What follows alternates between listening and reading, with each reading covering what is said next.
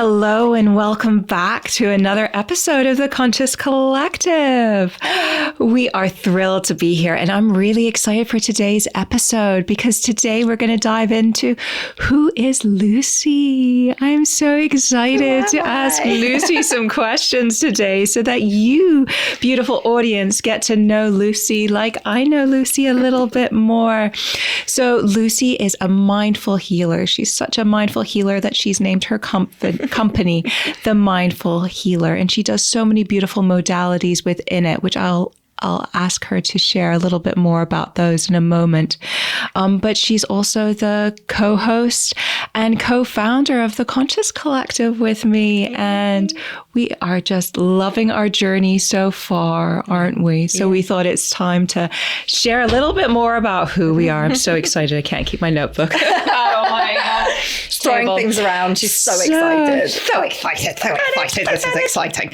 So Lucy, who are you? I don't know. What's your name and where'd you come from, Chuck?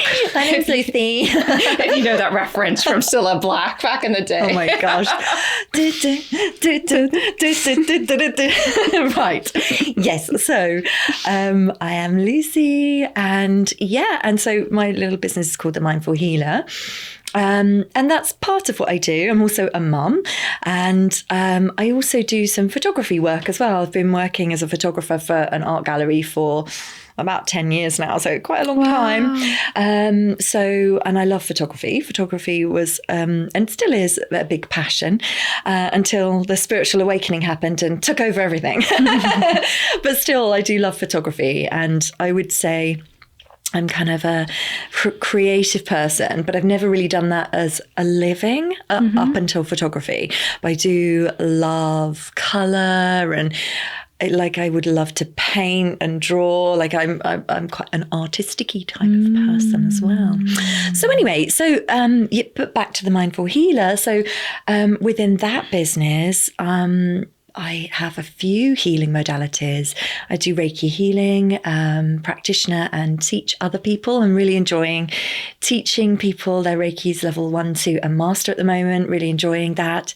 And as soon as I came across Reiki, I just instantly knew that I wanted to be teaching other people. It was like an instant, I'm going to be teaching other people this before I even really fully understood it myself. That's incredible. That's incredible. It really was that way. Wow. And I remember hearing my guide saying, you're going to be teaching this one day and you're going to be adding your own spin to it and adding your own bits. And I love here that. I am years later sort of doing that, and straight away started doing that, to be honest. As soon as I took my Reiki Master teacher level, I just started teaching other people. So I love it. I just feel like that's very much part of, I never really saw it as, I'm doing this because it's going to be my career. It was, I'm doing this because it's my calling to do it. I can't not do it. Does that make sense? Absolutely. That's it's beautiful. Like I just have to keep going with this, whether it's part-time in my life or... Just brings you so much joy. I've just got to keep doing it. And it's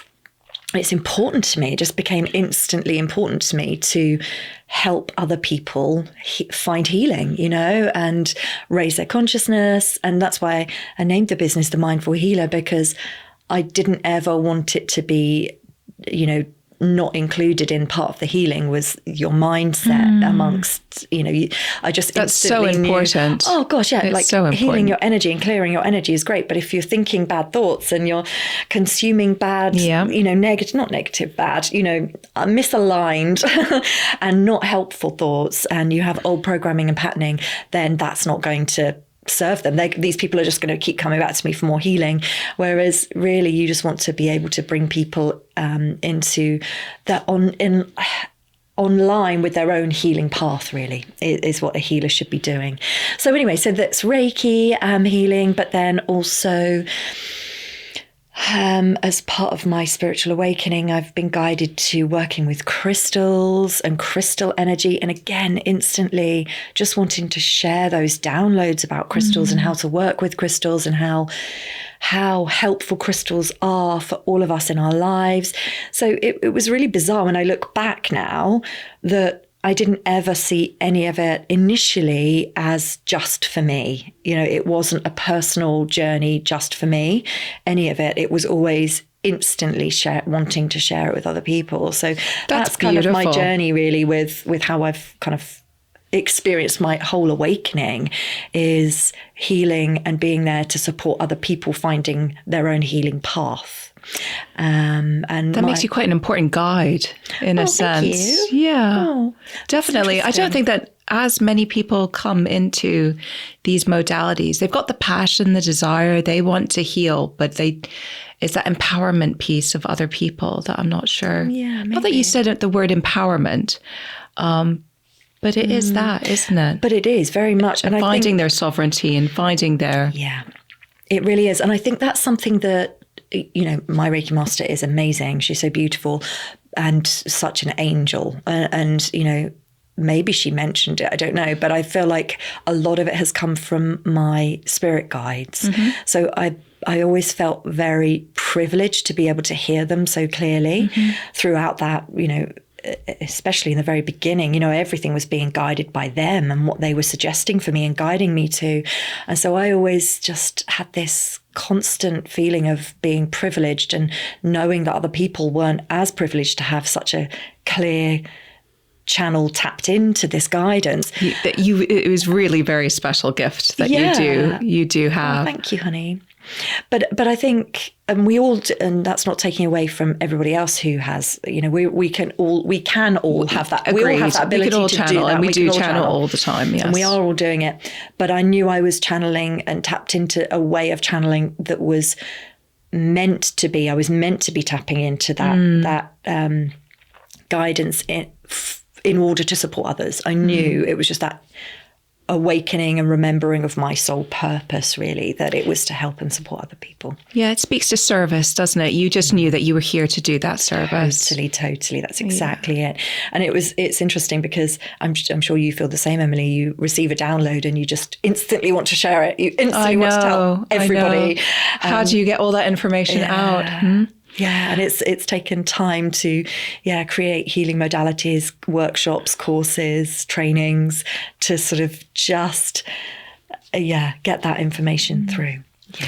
So you've touched on this question, but what actually called you to this work? Was there a moment where everything just clicked when you knew that you were here for something bigger? Yeah, I think it was a period of time, and it was over probably maybe the first year of tapping into this ability to hear spirit was such a huge period of awakening, because I received so many downloads, so much information on top of each other, attunements, just so much that it was undeniable. So it was so pivotal for me, and so many massive downloads about what I'm meant to be doing in this life, and, you know, tapping into so many different, like the Galactic Council.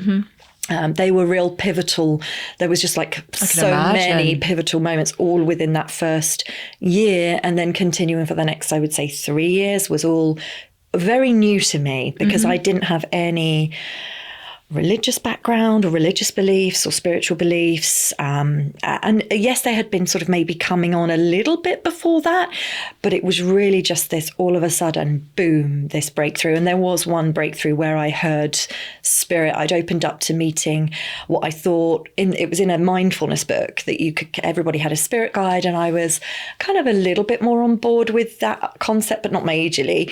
And I was like, right, okay, I'm going to open up to my spirit and your main spirit guide, and a past human, so somebody who I hadn't actually known in this life, but who I knew of through somebody else, came through to me, and it was just so clear that it was them. It was even in their sort of personality, character that I hadn't known, but I'd heard about their character through someone else, and I was like, this is undeniably them, and I knew it was real because I didn't want them to come through. Oh, isn't that interesting? Like, no offense to them, beautiful person, beautiful spirit. Intuition is often surprising. It was not who I thought it was my guardian angel. That was it, not spirit guide, guardian angel, sorry. So I thought I was expecting an angel, or I don't know what I was expecting because I didn't really know, but I wasn't expecting somebody who had a life and I'd heard of and passing all these messages on to somebody to give to someone. So it was a real So was it like generational healing in a sense? No, it was more just healing for someone who, I suppose not generational because they weren't family members, but somebody who that spirit cared about and wanted to look out for and was sending them lots of love and guidance and help. And, I'd never done that before. Oh my goodness, instantly right then and there, Emily, isn't it interesting to reflect back on? Instantly, I was being used as a conduit for healing someone else. Yeah, that's what I was thinking. Yeah. That's what I was thinking. Without even knowing it, you were being guided to do that. Yeah, it wasn't for me. And what came through wasn't for me. It wasn't my guardian angel. It was for someone else. Again, in service, isn't it? In service straight away, yeah. And how did you experience that? I could hear them. You could hear. So I'm clairaudient. So is it like they're sitting next to you talking? You can just hear them. Is it like you've got a headphone, like a headphone piece in, and you can hear that? I would say it's my right ear.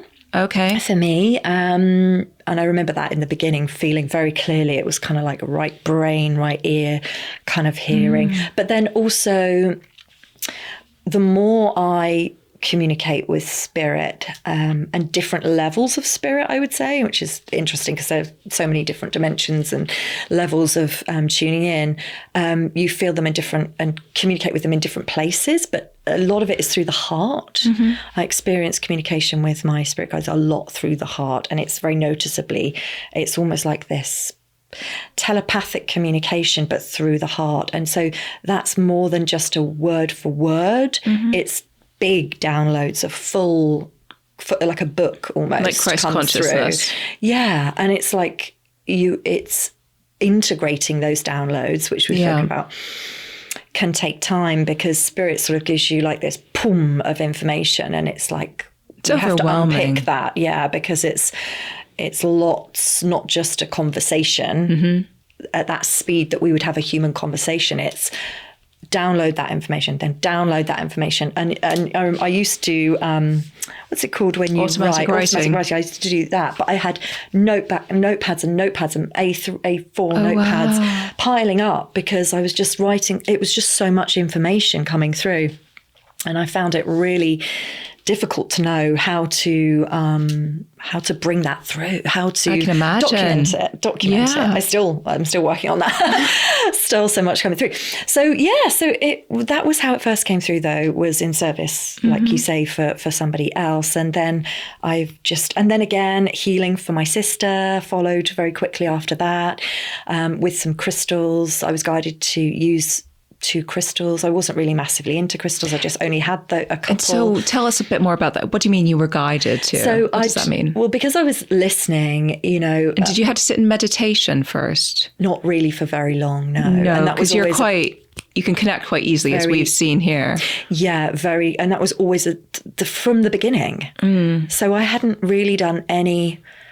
Perhaps I had, but not intentionally done any prior preparation. But what I had done was I had become aware of my thoughts and was working on being more positive with my thoughts, and so important, not allowing what I realize now is my energy to dip, but I didn't see it as energy back then. I was thinking about being positive and not being negative and dwelling on the past and dwelling on anything negative in my life. I was working on that. So I would say very much on the mindset. Those are key fundamentals, I would say.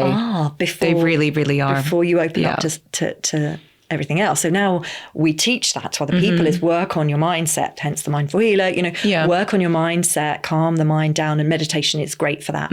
But had I done a lot of it? No, I really hadn't, if I'm honest. I can see why that will help other people, but I think my brain was just already pre-wired I agree. to have this natural way of going zoop and boop, and it just happens. Yeah, I don't think that was the experience.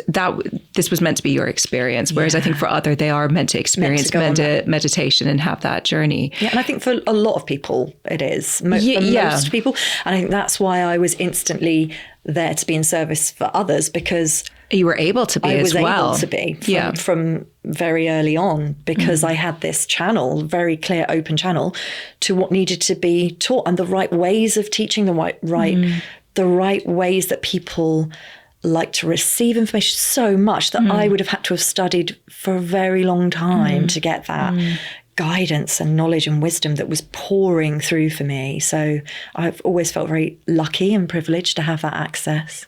So you just kind of heard or saw that you should get 2 crystals? Yes.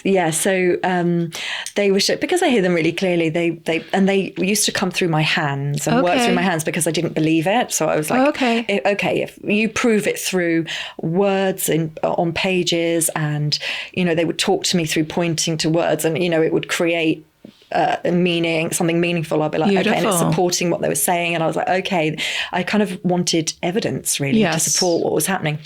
So often we do. We do. We even reflect on that. We reflected on that on this week, the weekend gone by. We're like, oh, why do I still need confirmation? But I do. I know, right? It's crazy. It's okay. I still definitely do. Still definitely do.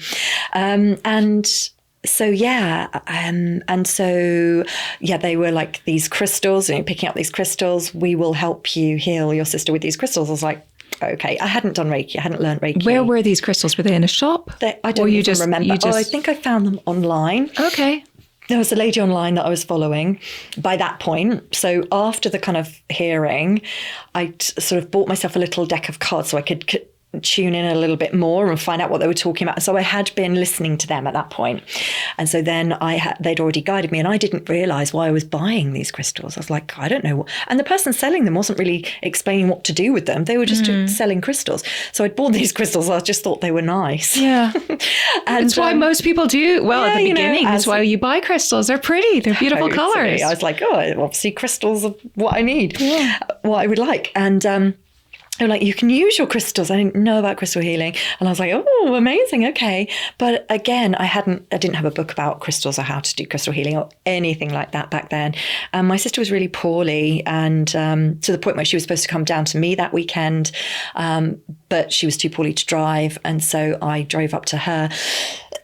And I feel very lucky to have an amazing sister who trusted me. Who, all these spiritual things had only just started to come through very quick and fast, but in a very short period of time. We're talking about a couple of months here. Gosh, that's a lot. It's a quick awakening. Very quick. And she was so on board, because family know you, and they know that you're not going to lie. They know when you're not telling the truth. And why would I lie about it? She was like, no, let's do it. And she was so open. And so my guides did the whole thing through me, moving my hands, and did this crystal healing on her body. And, it really did help her. It really, really worked. Wonderful. And so again, that was like, this works. This is what they're telling me is real, and it's true. And so it was amazing. Yeah. Lots of amazing moments like that. Lots. Aww. Because I was looking for a lot of proof. Wow. The whole time. I think that's normal. That was amazing. Yeah, thank you. And do you think that because you weren't influenced a lot by religion growing up, that helps keep your channel quite clean and I think you're right. Not influenced. I've heard that by some people, that they will then channel a religion that they know nothing about, because their channel's so pure. They don't have any predeceived ideas of what Shiva should be, or any of these deities, the significance or any stories, emotions behind them. I don't have any of that. You're so right. And I sort of purposely, when everything started coming through, I didn't like researching other people that were doing what I was doing, because I didn't want to be diluted by... You still feel that way, don't you? Yeah, a lot of the time. I think maybe I hold myself back a little bit sometimes there, because again, community, learning from others. You can learn so much from others, but I think I just have this, I want to keep my channel as pure and authentic as possible. That's what makes you you. Oh, thank you. But I don't know. I think sometimes there is a benefit to There is a learning benefit. from others. And I say that, I do say that because you'd get so much confirmation. You'd be like, well, I just channeled that. That's what I just left Emily a voice noted. I'm like, yep, I know. And if you listen to the next one, you'll hear all that. I think I'm definitely coming around to that. But that shows kind of how comfortable you are with your channel and how clear it is. Yeah. And and I think you're absolutely right. I guess there's different levels of distortion that we need to understand and have confirmation, and channeling is not one of them for you. Nor questioning the quality and integrity of the information coming through. You know how pure. But Emily, you helped is. me with that. Oh, yeah, you definitely. Because I remember you saying to me, "Don't ever question." I remember a text message very clearly, a WhatsApp message. Don't you ever question your channel again. And I was like, oh. I did have to write it because I think verbally I've said it right, but we're leaving messages that can be from 30 seconds to 12 minutes. And many of them, sometimes messages do get messed up. I was like, no, she needs to see this in caps. I'm going to write this in caps. She's got a beautiful channel. In that way. But I remember that, I really do remember that as like a, okay, Lucy, come on, just stop that. You can't do that because that's not helping you. It's not serving you. Doubting yourself. So anyone else who's doubting themselves, listen to Emily. Don't doubt yourself. It blocks your channel. So who was Lucy before the awakening? Oh gosh. So, sometimes when I reflect back, you do feel like a different person. I've always been, our essences are always the same, aren't they? We've always got the same essence. I'm going to share a little story. Oh, go. Just in the car, we were talking about little insects that sometimes invade our homes. And, where is the spectrum of, encouraging them out? And we were talking specifically about ants. And I think there does come to a point where you just have to use an ant trap or some little bait and poison. No. But Lucy said, just as a child, she never wanted to kill a spider, never wanted to kill a fly, all of that. And I think that, again, just really amplifies that kind of pureness. And when you are channeling the source, and again, that all was coming through, and that, calling you an angel here on earth. And I'm sure a lot of people would go, yes, absolutely, you are an angel here on earth. Yay. But you are having a human experience. Definitely. So and going back to that question of before. Again, that's a process of kind of acceptance for me as well. Like, I remember Source telling me that a long time ago, and feeling like these angel wings put on me or appearing on my back, like feeling like really amazing, and a little crown on my crown chakra. I love that. That was after my Reiki master teacher attunement, I think. Reiki master teacher. And I just remember bowing in reverence and respect because my guides had been talking to me the whole way through. I did it online with my beautiful master. And so whilst she was talking to other people and things are going on, my guys were talking to me the whole way through. So it was very emotional. I was like, oh, and they were saying how I was going to be teaching other people one day, just like this beautiful teacher. And, it was like this momentous thing. It really was really so nice. Sort of sacred and special. And they gave that to me. My spirit guides gave me this beautiful sacred experience. And I had these beautiful wings I could see, feel, know, and they were like, you're an angel on earth. You're here to, and all of these things were coming through, raise the frequency of the planet. And you chose to come to earth to be part of that. All of that was pouring through before I knew what grid work was, before I'd met you, and before I'd seen anybody else doing this stuff, before I knew what light language was, and it was, whoa, this is incredible. Like, what is this? I just can't make it up. It's crazy. I feel like you've had a few inaugurations, and I feel like that was one of them, wasn't it? What's an inauguration? Like defining moment? Or like it's like that attunement type thing. Welcoming and home to yourself, I guess, inauguration. I think it's an American term, and my dyslexia could be putting the wrong word into my mouth. No, I was just interested. But it's kind of that, they do that with presidencies in America, inauguration. And just kind of, this is your purpose. This is what you're here to do. This is your team. These are your wings. You've got all these, all these tools now. All these tools. I'm seeing so much. So What were your turning points on your spiritual journey? Can you name like one or two, three defining moments that shaped who you are today?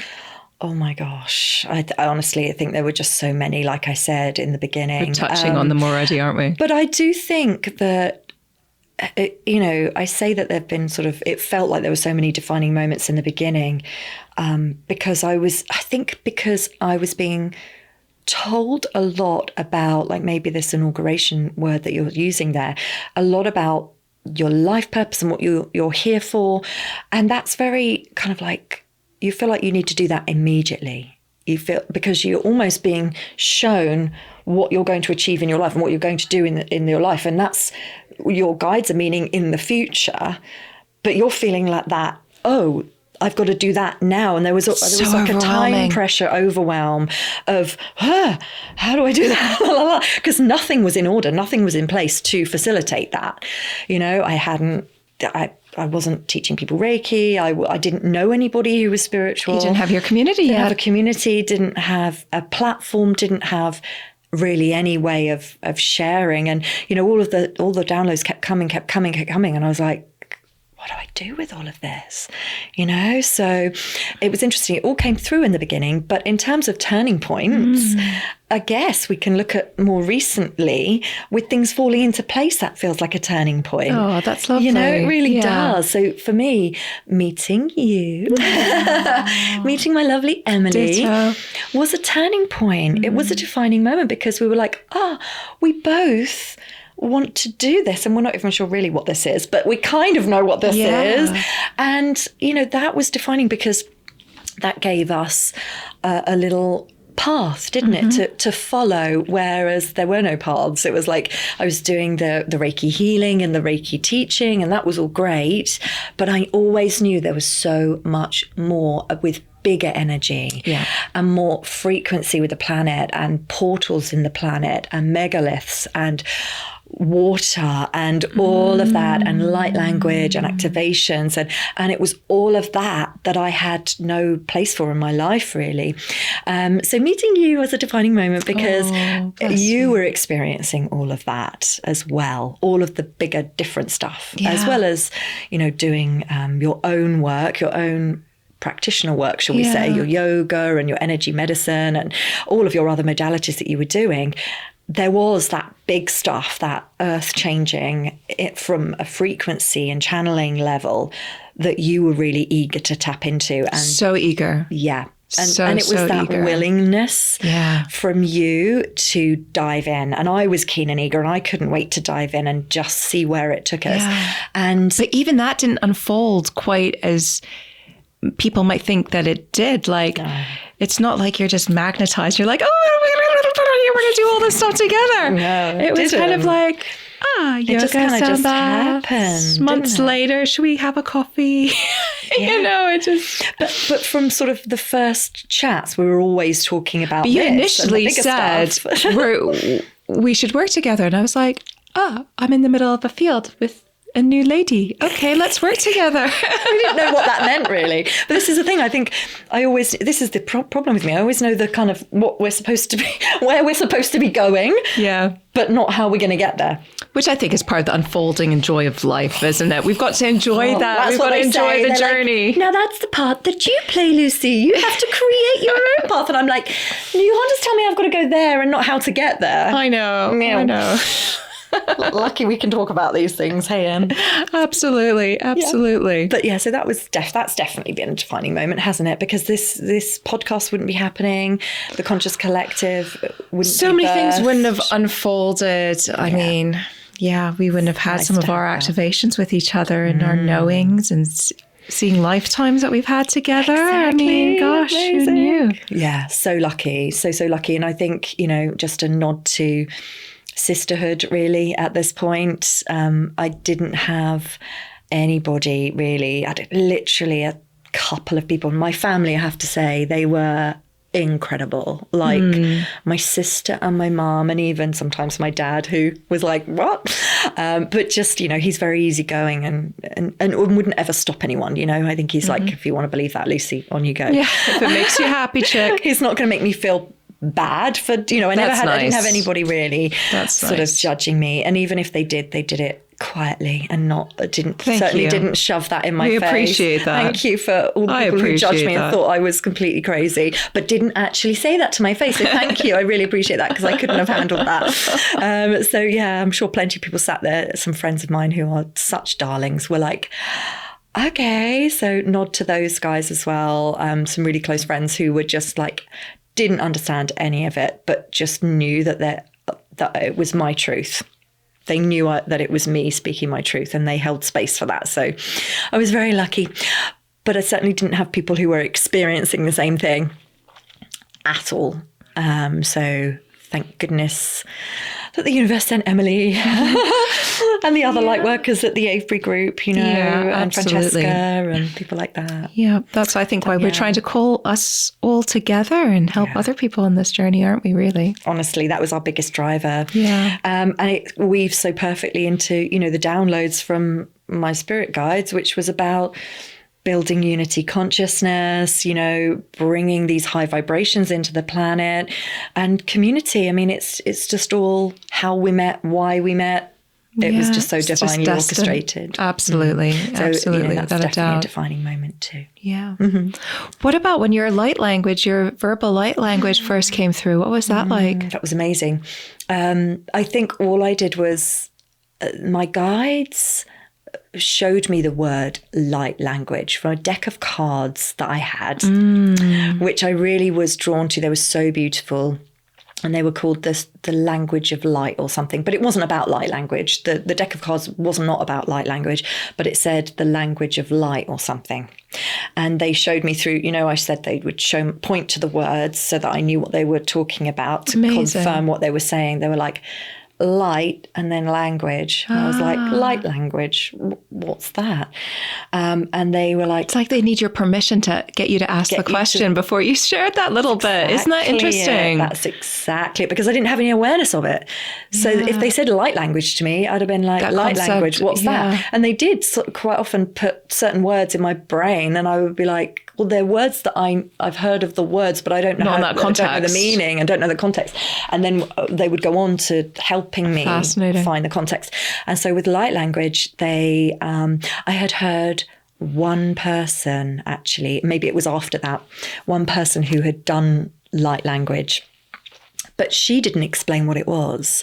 So she just did this sort of languagey thing. And it was just at the end of a little post on her Instagram. This is quite a few years ago now. So really, I didn't know anyone that was doing it. So thank goodness that she shared it. And I think she purposely didn't regularly share it, because it just, people think people think it's too abstract, exactly, and they don't understand it with the mind. And so thank goodness she shared this tiny little bit, because it was a little tiny bit of context for my brain. But anyway, so there was a journey around that of... they gave me an attunement to it.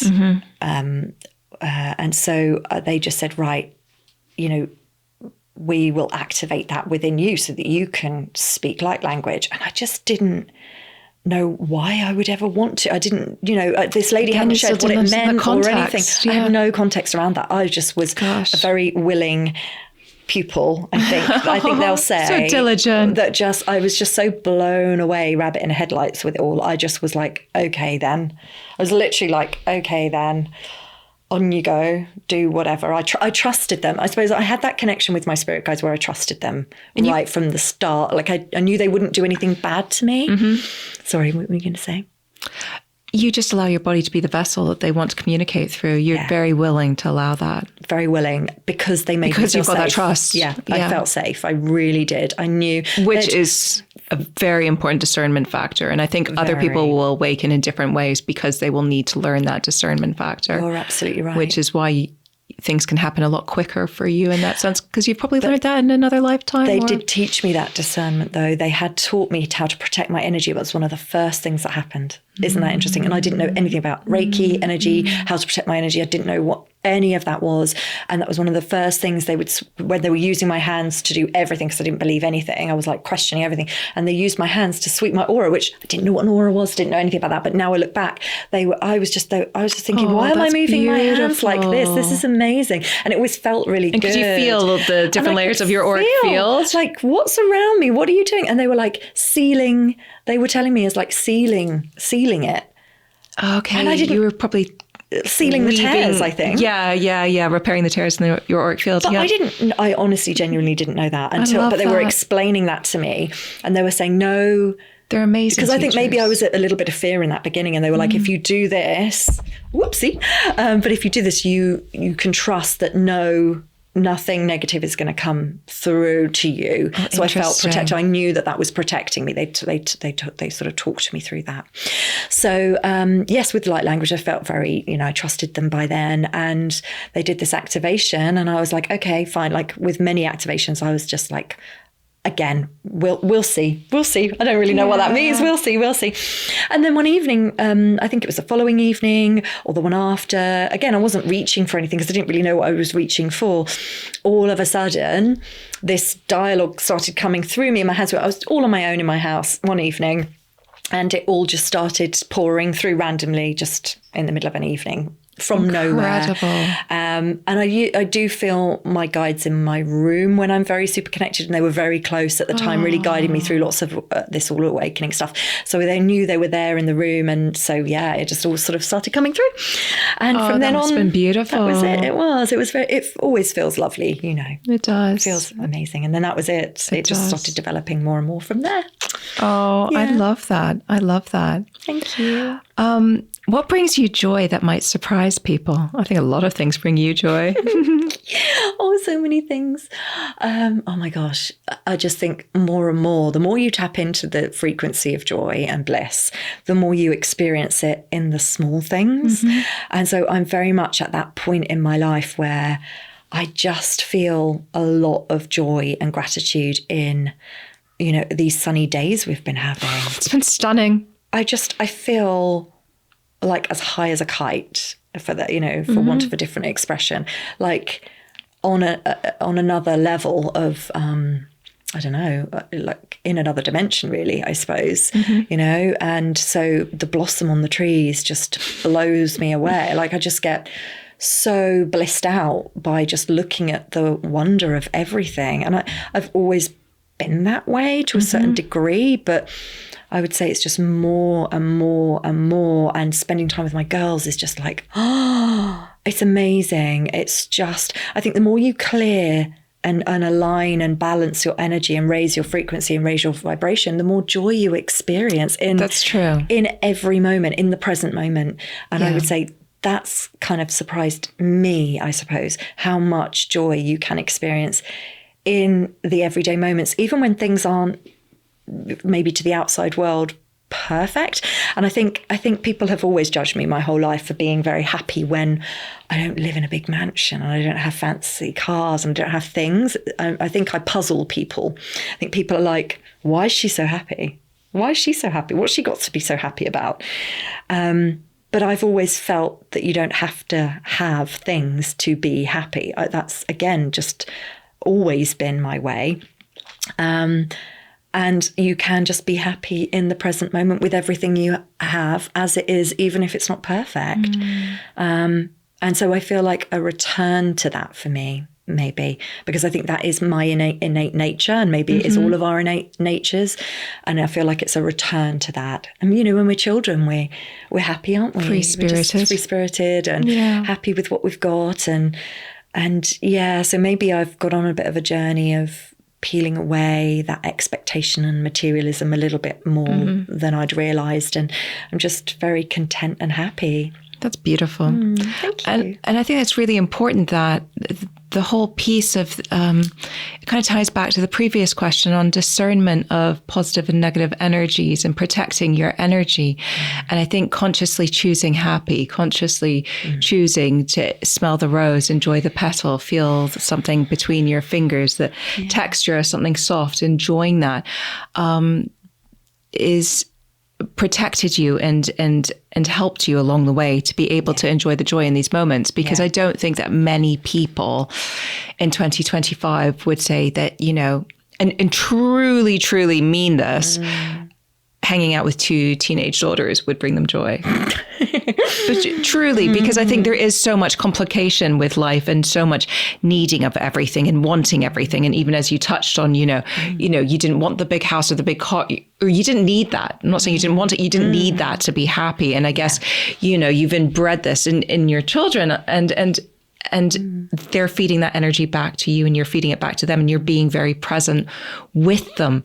And that allows you to find more joy in everything. Yeah, and do you think that's why your guides were working more on your physical auric field, to not have any tears in your aura that could then kind of, you know, create some ties with negative forces and influence you in that sense. So it was the physical sense, but also an energetic sense and mental sense. So we got the whole thing there that does now let you just drop into joy more easily. And I mean, and like I said, a journey to coming back to that.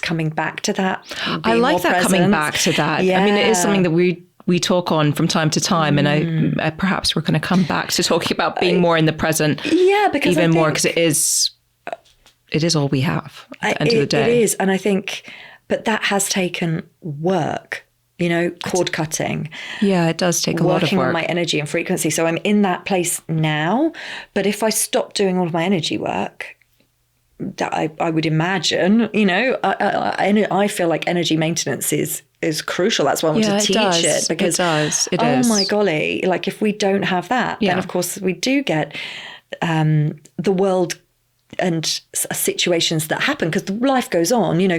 Nothing is perfect in my life from another person's perspective. You know, somebody could look and be like, whoa, you know, she's trying to sell a house and it hasn't sold, and da da da da da, and you know, all these like little bits that we could get so into and focus on the negativity and exhaust ourselves around it and upset ourselves. And I've been that person. And then look at the timeline you're creating from that, right? Like all that frequency you're sending out. It's just more of it. No, we don't do that. No. And you know, that's the guidance that I've been receiving is... That's why you're so lucky. In my brain. You're so lucky, we all are. Don't think that way. Don't think that way. Don't think that way. Yeah.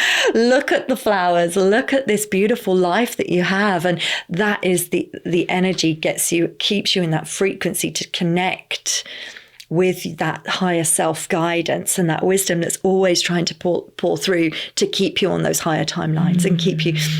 So frequency and energy work is really so important to keeping you connected to that, you know, that inner wisdom. Connects you to the heart, connects you to your guides that are feeding you through that redirection of don't look at all of that negative stuff. Don't get bogged down into all of that. You look at that, and then you can allow for the universe to take care of that all being sorted out.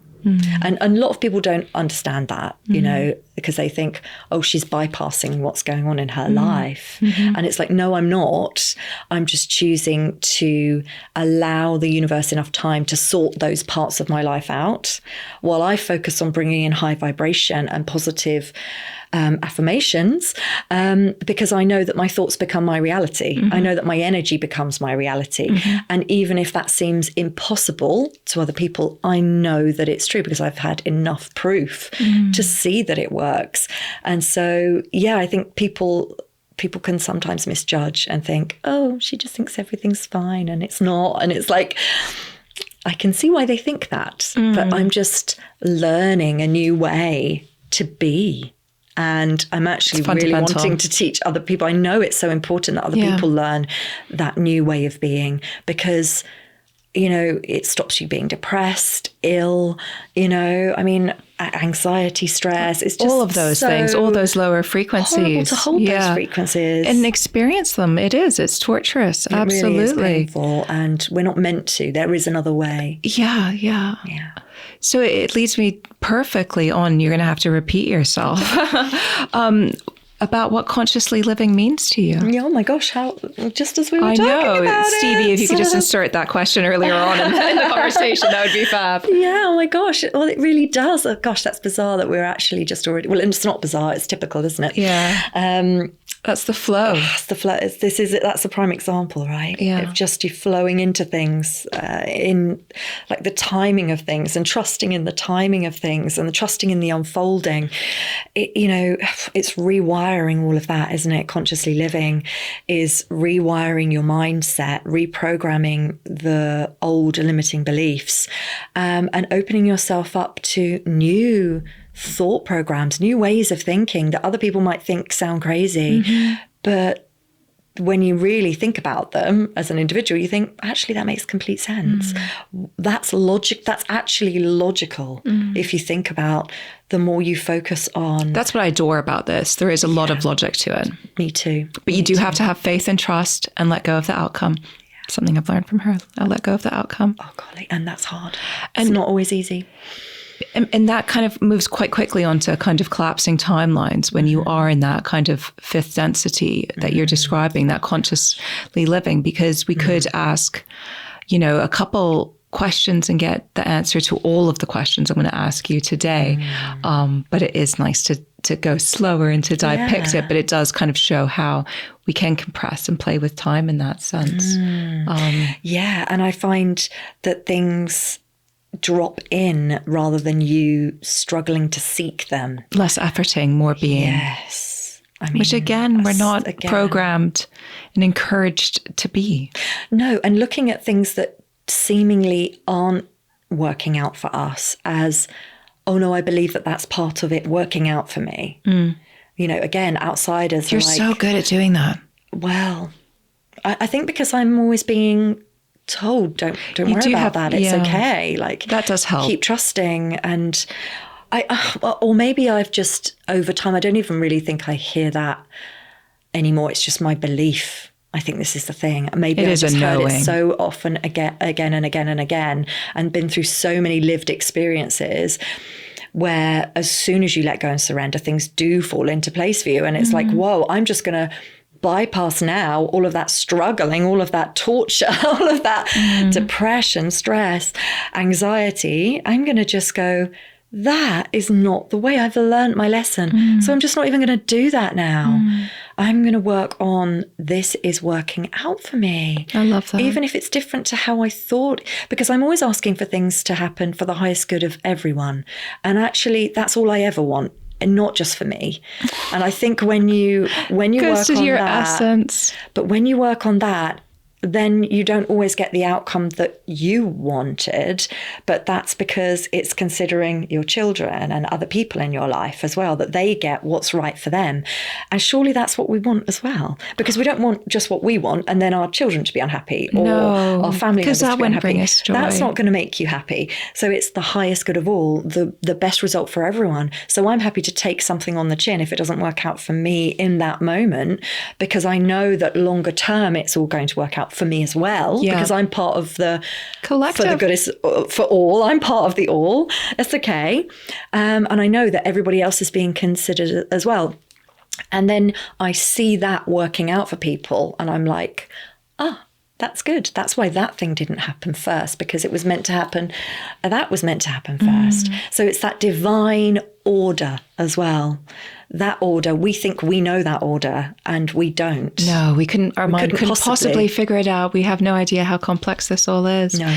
But again, it's a testament to how your faith in that and trust in the universe and the one will provide, will take care. And that, I have to say, that's really landed for me since working with the frequency of Christ consciousness. Oh, and that's a whole new chapter. It's landed for me. So beautiful. Way more fully. I cannot wait to get my activation from you. Oh God, it's going to be amazing. But you felt it. Oh yeah, I did. And that was amazing. Insane. Oh, maybe we'll leave it there. We did a stunning session together. Healing session together. I mean, if you ever are in a place where you feel like the world's against you, things aren't working out, when you tap into that frequency of Christ consciousness, you won't feel that. You don't feel that. You feel like, oh, okay. no, I understand. That's okay. It's all okay the way it is. It's fine. So yeah. Is everything perfect in your world, or are you still learning things, healing not to maybe things? Other people. I think other people would look at my life and be like, oh, she's not perfect. Why would we listen to her? And it's like, well, maybe that's not perfect for other people, but it's fine for me. I'm very happy with the way things are as part of my journey. Everything the way it is right now is just a part of my journey. I'm just on one little present moment, right? But that's continuously changing and that evolving. Shooting star that we're riding.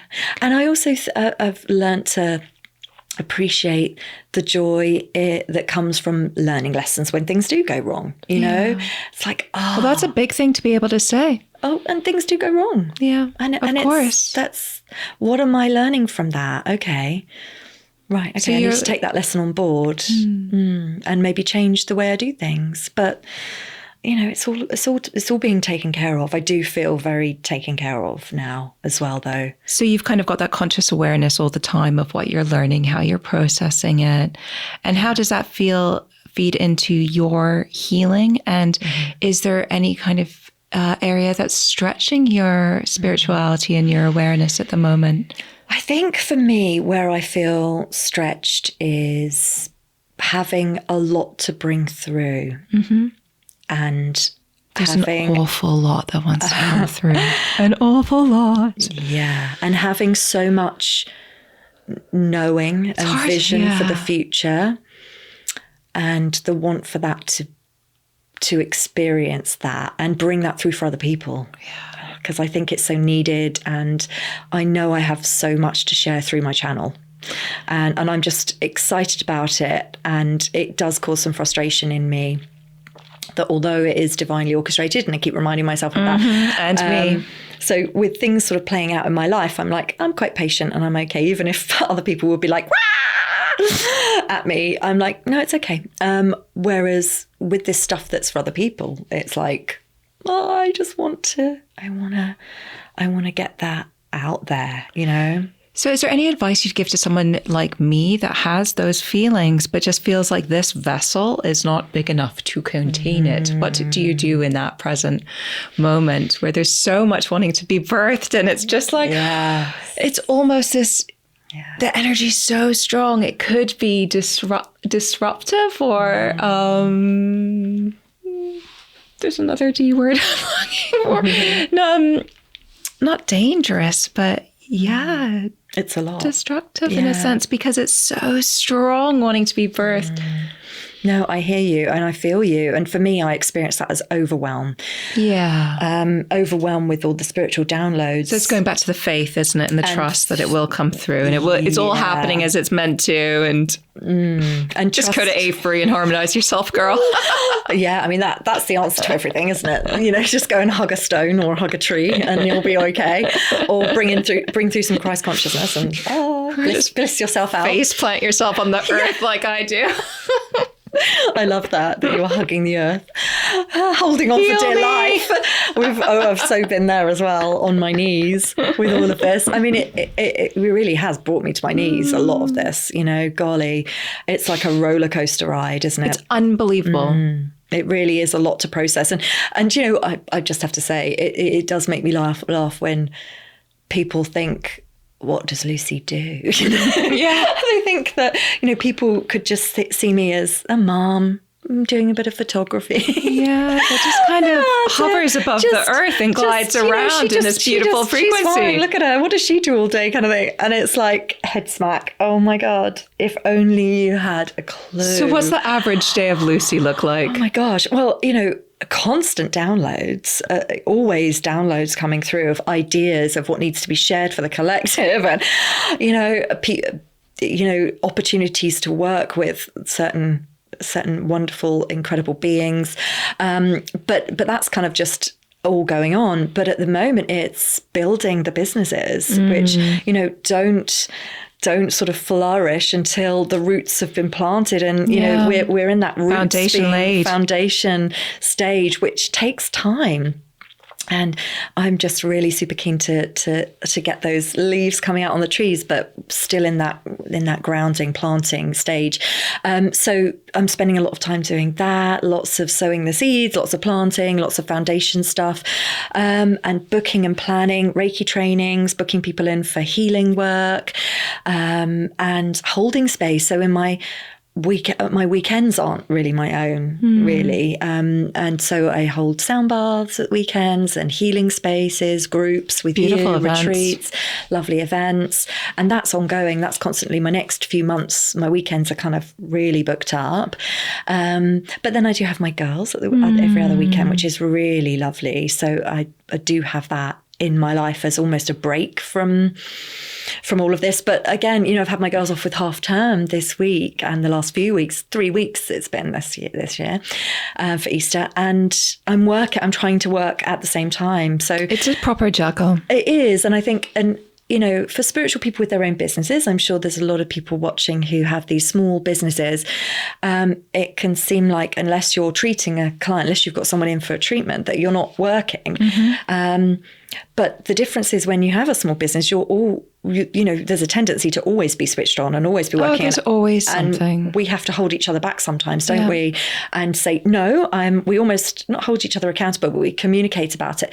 No, I am going to allow myself to go for a walk. Yes, get some fresh air. I know. Get the sun's rays on my face. Yeah, because it's fundamental. There's that. There's all of the sort of admin work and the building of the things that we're doing. Podcasts like this morning, recording our podcasts. And then all of that marketing and everything that's going on behind that, or the building. But then there's also feeding children and going to get fish for Scarlett that I've been planning on doing since Christmas. Bless her. And we're going to go this afternoon. But all these sort of other bits. So I would say my life is incredibly busy. Yeah. But someone looking outside inward would not realise that at because all. You're not talking about it all the time, and you're not complaining about it, or no. And I think when I had children really young, I gave that impression as well, that it was easy for me, and it wasn't. I'm just not one for screaming and shouting when I'm drowning or when it's really busy. I'm just more of a doer, getting on with it kind of person. Yeah, which is why I think community is really good. We spoke about community in one of our other podcasts, and I think that's been really good for me to find that return to community in my life, because having a space to share and people to share how busy life gets, I've not really had that before. I've always kept that to myself, and probably why I've experienced a lot of overwhelm in my life. That's been a healing for me. Okay. That's been something I've been working on since, as a personal thing, since all of this has unfolded. That makes sense, because it is overwhelming. It is so overwhelming. It is so overwhelming. And I think having all of the spiritual awakening on top of everything else was just a little bit too much. And not something that you can talk about very openly, at least we're not on this stage where people will take us away in white coats and so on. But, we're not too far away from when that was definitely a thing in generations. Yes, absolutely. Past. So that was a difficult time. It's been a difficult time for us, I think. Yeah. Hopefully not so much now, because it is more out there on social media. Oh, definitely. There's so much out there. But I'm talking about 5-6 years ago. And honestly, so much has changed in that time. There really wasn't a lot. No. And it was alien. Yeah. Literally to a lot of people. So it was quite overwhelming. But I do feel like those days are behind me now. Yay! Congratulations. Well done. You've done the hard work and now you can enjoy it. Yeah. But I want to help other people who may be experiencing any of that rocky road. And brings us on to our So from your perspective, when was the Conscious Collective born? I think the minute we met in Avebury. I think it was. We didn't know it was. We didn't know it was. They were probably so excited. Look at them in their cars driving. They're going to meet soon. And we just skipped over. Oh, you live down the road from me. What? Incredible. But again, that wasn't. It wasn't. We didn't know that we would be doing this then, but we did on a soul level. I think without a doubt. We'd signed a contract, and we'd gone, let's do this. Yeah, we had that passion and enthusiasm. Yeah, of empowering and helping others in equal measure. So important. And I think that's important when you do things together. Is that both parties have to be fully on board. And you were like full, both feet in. Yep. I don't really know what we're doing, Lucy, but yeah, let's just see where this goes. And let's do this. I love mega lists, and I want to do this, and I want to do that. And I was like, oh, she wants to do the stuff that my guides have been going on at me about for ages. And I'm like, I didn't even know that was a thing, but I just know that I want to do it. I just adore this. It's like so incredible. And it's amazing how that enthusiasm and commitment to just continuing a path together that we didn't know where that was taking us at the time. It became clear. Yeah. But it took for us to kind of really have that faith and trust in that by continuing this together, we would find our way with it. Yeah. It was that, oh yeah, you were giving to me as much as I was giving to you. It wasn't a one-way street. It felt I think that was quite pivotal for us in the conscious building this community. If we didn't have that, and, you know, all of the energy work that we're doing, these channeling into the grids. Yeah, I was really surprised on some levels of like, oh, she knows what this means on an energetic level. She knows what this means on an energetic, like, where was your teaching from? Da, da, da, da.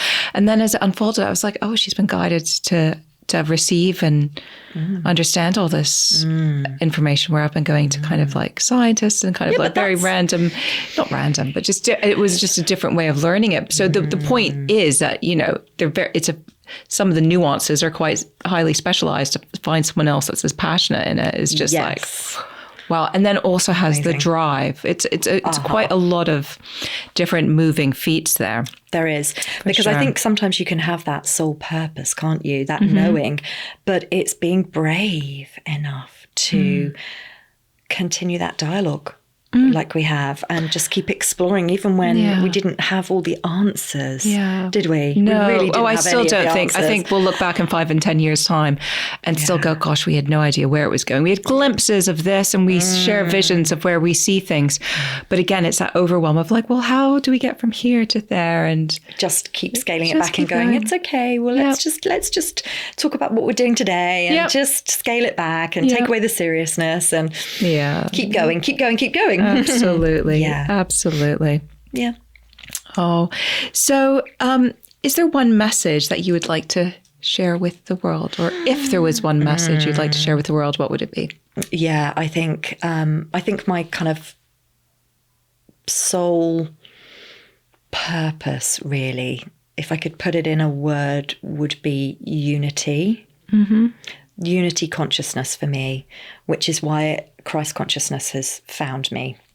And Source wants to communicate through me. And does. Which it does through everybody. So that's a funny thing to say, isn't it? Source wants to communicate through me.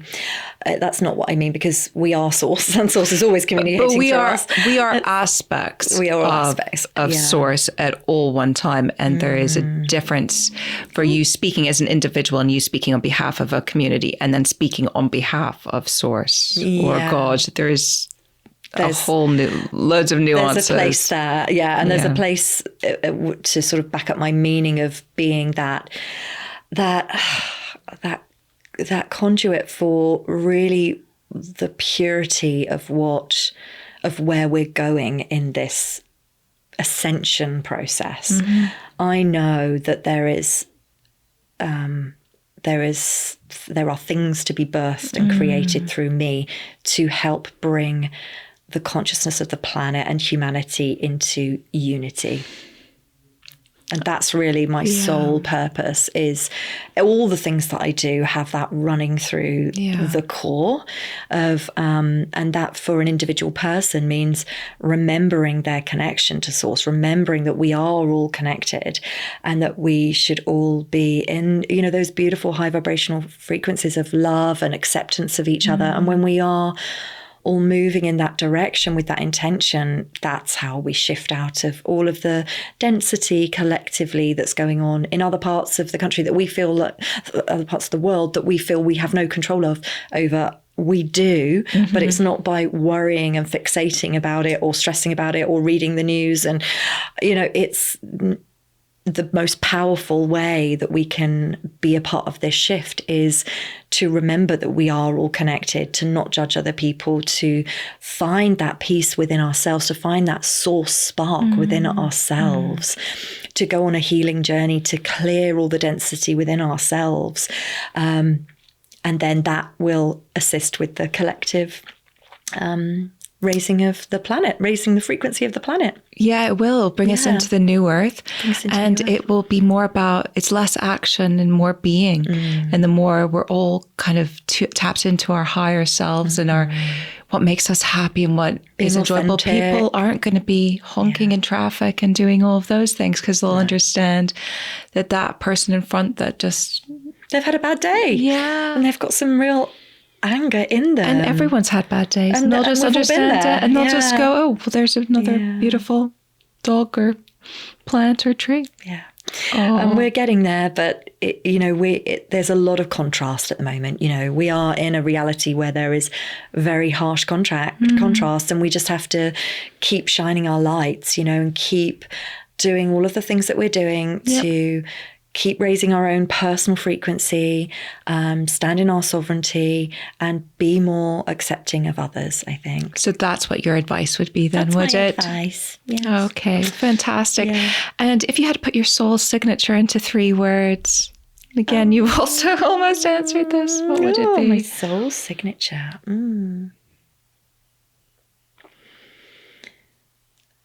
I just want to say divine spark and light. I don't know why. And if I could stick of in there, divine spark of light, that's who I believe myself to be. And I believe we all are. Oh, I think you're absolutely correct. Yeah. Oh, it's been so beautiful having this conversation with you and sharing it. It's all about me. This is quite uncomfortable for me. Oh, it's been so much fun. I'm sure you've thoroughly enjoyed getting to know Lucy a little bit more. And I've loved that. Thank you so much for watching. Please remember to like and subscribe, share, follow us on other platforms as well. And with so much love, we will close. Joyful blessings. Bye. Thanks for joining us today. Please remember to like and subscribe. If you want to work with us directly, see the show notes below. Thank you.